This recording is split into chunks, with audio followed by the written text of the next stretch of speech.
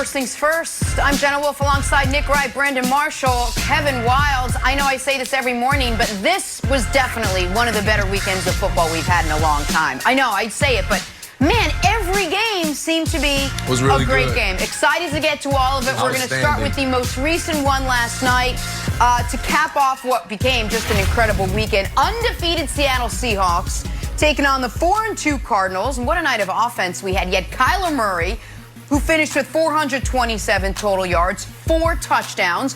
You got Russell Wilson, almost 500 total yards, 3 touchdowns, but also 3 costly picks, including the big one in overtime that set up Arizona's game-winning field goal.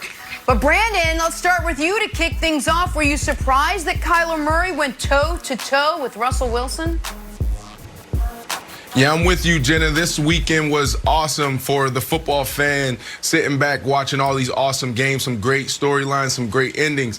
But this game last night, Sunday Night Football, wasn't surprised that Kyler went toe-to-toe with Russell. He's a baller. We know that.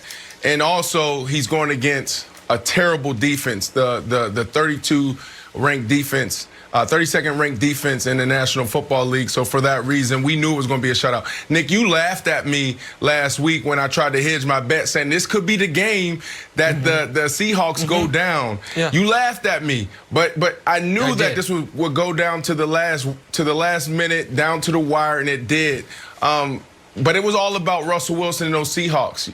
You know, you highlighted how awesome of a game both of these quarterbacks had, but this dude threw 3 picks. My MVP. I gotta praise him when I get an opportunity, but I also gotta hold him accountable. He threw 3 picks, Jenna, Nick, Wilds. That can't happen. You'll lose most of the games you play when you throw 3 picks. And then also I thought the deciding factor was the 4-minute operation. Situational football is critical.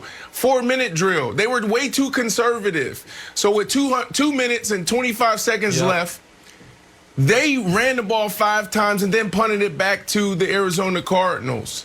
They gave them 52 seconds left, 52 seconds to go in the game, and then Arizona marched down the field.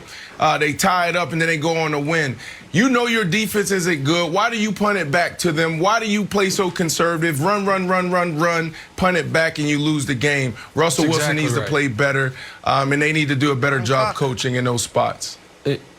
Especially that 3rd and 2 to just hand it off when a first down ices the game instead of getting Russell Wilson out on the edge and allow him to do something. Before I answer Jenna's question, I want to echo what Brandon and Jenna said. Wilds would be agreeing as well, except his Patriots got kicked in their teeth and they're still picking them up off the ground.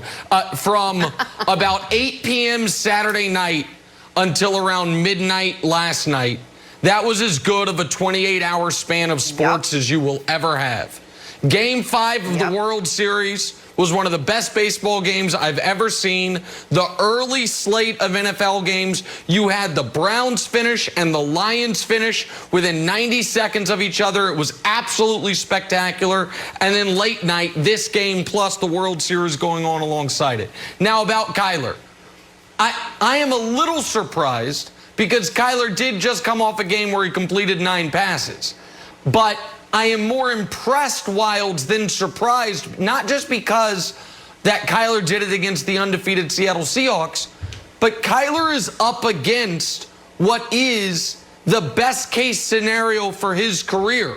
An undersized former baseball playing quarterback who has really changed the way we look at quarterbacks in the NFL. Can you win a Super Bowl with a mobile quarterback? Well, Russell Wilson did it in year 2. If not for Russell Wilson, Kyler Murray absolutely unequivocally does not go #1 in the draft. It is because of the success of Russell Wilson that people looked at Kyler as an elite NFL prospect. And for him to go not only toe-to-toe, but to Brandon's point, and I give Brandon credit for being fair and honest here, take integrity, 10 out of 10 here, to outplay Russell Wilson, because Russell made some critical mistakes, equaled his interception total for the season in 1 game. And so, yeah, I mean, I was very impressed by Arizona, very impressed by Kyler. And Wilds, if you're Seattle, you got to be anxious, not just about the month of football you have coming up, but how consistently awful that defense is, Wilds. This is not a Super Bowl team. I'm surprised you guys just won't come out and say it. Whoa. Brandon, your Steelers looked great. They're not. They're not. Brandon, I've said it before. Because of the defense? They're a sneakerhead with one sneaker. They got one sneaker on. They're like, look at our one sneaker. They're like, guys, you're supposed to have 2 sneakers. Can't give up 519 yards. They're just consistently giving up 500-yard games. And Russell Wilson keeps bailing them out. And Nick, I said this, like, if we're running a race and you want to win and I have to win because a bear is chasing me, you got to stop being like, wow, Wilds is a fast runner. Like, no, I'm doing it to save my life. And we saw one little flawed game in Russell Wilson and they lose. This team is fool's gold. They're half a team. And I feel like no one wants to say it because I don't know why. I'm the only one watching the games. Well, it's because of Russell Wilson. He covers up their mistakes on that side of the ball. Right. He doesn't play defense. And it got worse for them. Griff went down. Their cornerback went down, so they're banged up even more on that side of the ball. It's something that we need to continue to watch.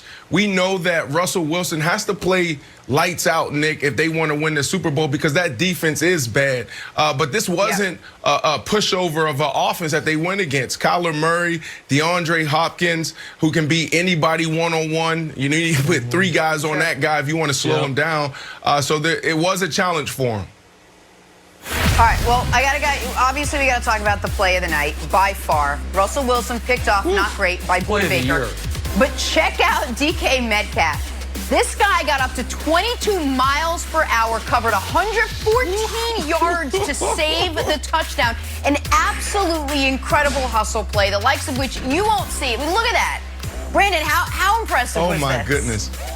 I could watch this. That's super impressive. And I heard Colin talk about it yet last night as far as, like, this is the play that they're going to show in high school, in college. This is how you get it done. This is super impressive. It's reminiscent of Terrell Owens, I think, on Sunday Night Football when he was playing for the Dallas Cowboys and he ran past his running back who was off to a 80-yard touchdown. So this was awesome by him.